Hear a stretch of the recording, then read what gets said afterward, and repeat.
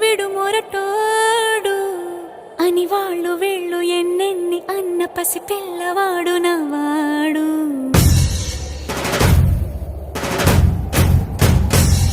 విడు ముండోడు అని ఊరు వాడ అనుకున్న గాని మహారాజు నాకు నవాడు.